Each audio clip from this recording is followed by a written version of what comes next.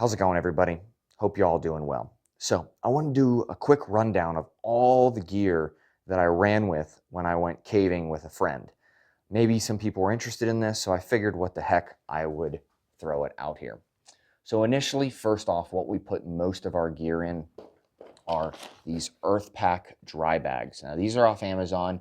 I imagine they have a website and everything like that. I do like these bags. They are roll top and they do have backpack straps, which is very nice to haul your gear in and out, not just like holding on to them or carrying them or making like a makeshift harness or some nonsense like that. They work pretty well. These are the 40 liters.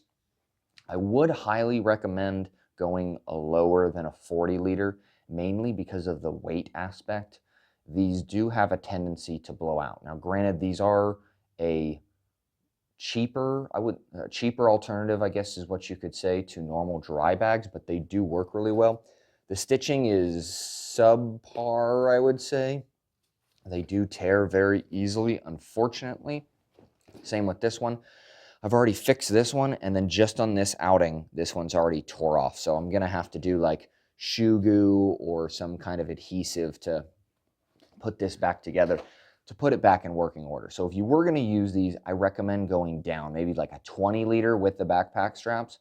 The weight wouldn't be as bad, and I bet they would run just fine. Granted, I've had these for probably about 3 years now, maybe more, and they're still doing pretty good.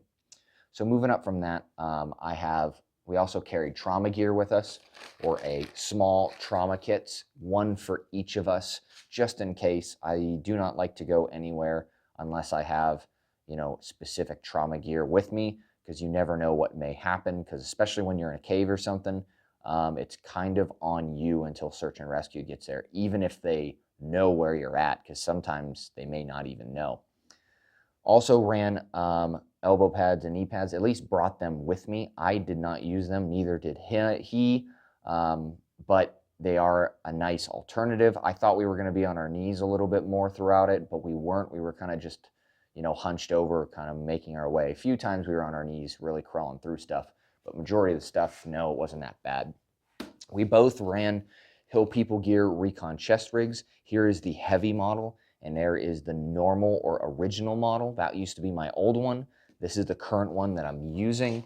Awesome kit. I cannot talk about more about it. Honestly, I'm not paid by them to say anything good. I just super love their product because it's awesome. I have tons of videos. If you want to see a full rundown of what I carry for my everyday backcountry carry, I guess you could say, in this kit, I'll throw that in the link or the description box below. I'll throw the link in there. Moving up to batteries and other stuff like that, I did run normal batteries just as a backup, and then a bunch of rechargeables. So the rechargeables that I actually like are these Olight batteries. So I have some larger ones too, but these are CR123As. These are the rechargeables. They do a really good job on these. I know a lot of people hate on Olight, but their batteries are actually pretty good. This specific brand too of AA, I really like. These last a really long time. These ones, not so much. I got these a little while back, and there's a few bad ones in the lot that I bought. These are CR123A rechargeables as well. Some of them are really good, others are not so much. I've also been running Ultrafire 18650s, if anybody's interested. These are kind of an older style battery, but they still work, so I continue to use them. Along with over here, I'm running 2 Olights, which it's funny because a lot of people hate on Olight and say this is, a not that great of a flashlight, and I have had, honestly, no issues with both. This is an older generation from like 2014, 15, and this is a newer one from like 2018. I think this is like their Gen 3, price says, yeah, Gen 3 right there. And these are outstanding, actually. These were caked with mud on this caving trip. I mean, just barely using the switches, and they were fine. I submerged them in water to clean them, and still no issues. I've abused the crap out of these. This is an old school PowerTac E5 from like 2013, 2012-ish. Still works very well. Awesome light. I still will use it. Helmet-wise, this is just a NSR. This is a rental, honestly, that I got from a local shop. And then I'm running my OpsCore bump helmet. Let me kind of zoom you out so you can kind of see it a little bit better. Pretty nice helmet. I really like OpsCore stuff. The light over here is a Valkyrie, the PL2. It doesn't normally ride on here. It's a weapons light. I just threw it on there mainly as a beam. I will show you kind of what I mean here. It was mainly my beam or my spotlight. And then the light over here, which is bendable, you can kind of move it around wherever you want. That was kind of like my flood. And if I was like looking at my friend or something and talking, I could just bend it down or all the way up, and I wouldn't shine my light into his face and kind of mess up his vision and whatnot.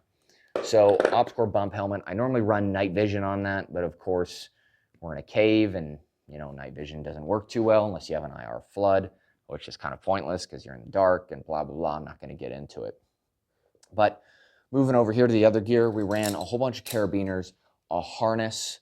I had some extra climbing rope, and then, which we did not use any of this. This was mainly a backup or just in case.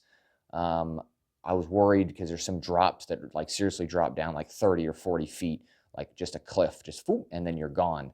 So if someone would end up getting down there, I wanted a way to extract them out just in case before search and rescue got there. I also carry, in here, Garmin and whatnot, in reach, so I can text via satellite pretty much anywhere. Of course, if you're inside a cave, not exactly going to work. Trekking poles, use those on the way up, and then we left them outside the cave. Definitely necessary. There's a ton of snow in patches and real deep stuff, and that is why I was going to bring the snowshoes with me.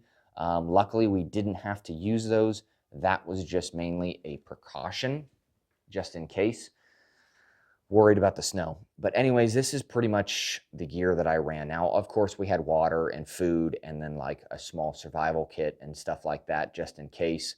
I also carried road flares. I do not have them with me, but I carried 3 15-minute road flares just in case, because I figured if all the batteries die and everything like that, what can you use to see? Fire. And what's a good way to keep light going?